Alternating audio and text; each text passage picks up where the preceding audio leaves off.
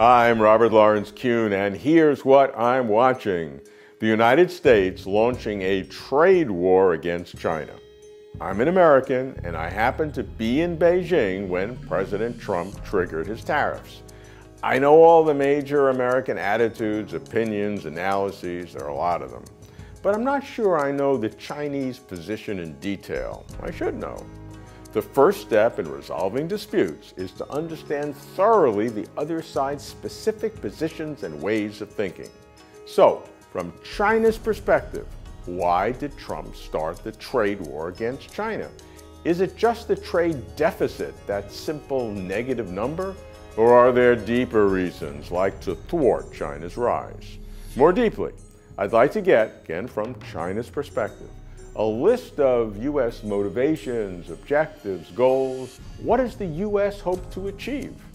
The U.S. levied tariffs first. Few deny that the U.S. started it.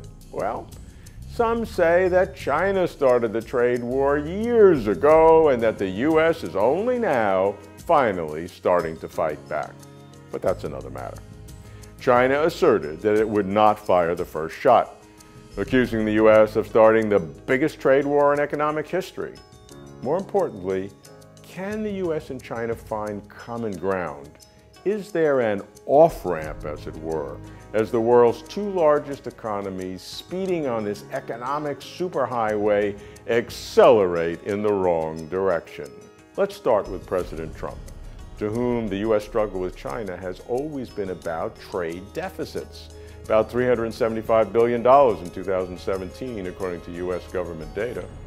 But a country's exports and imports are not like, say, a real estate company's revenues and expenses.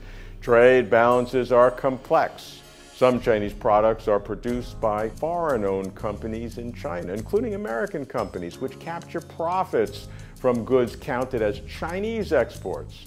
The deficit also doesn't include the U.S.'s $38.5 billion trade surplus with China in services, where the U.S. received more money than it spent, such as on travel, Chinese tourists, and students in the U.S.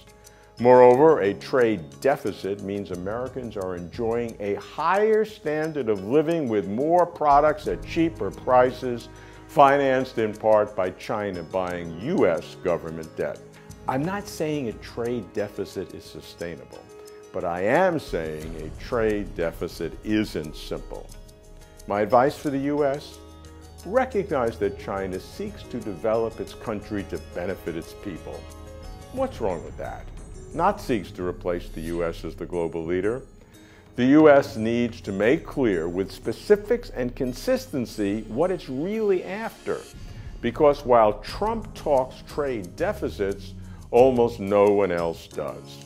But yet, while most members of both political parties, Republicans as well as Democrats, reject Trump's tariffs for economic reasons and do not like Trump for personal reasons, they still support getting tough with China.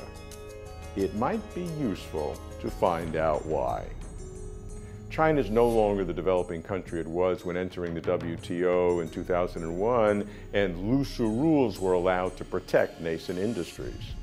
China might seek common ground with mainstream U.S. policymakers and analysts who vehemently oppose Trump's tariffs and who do not oppose China's rise, but who now genuinely feel that China should open its markets faster and protect intellectual property rights better.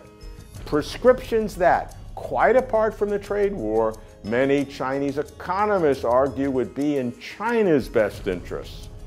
China will never succumb to foreign force, but China will continue to reform. I'm keeping watch. I'm Robert Lawrence Kuhn.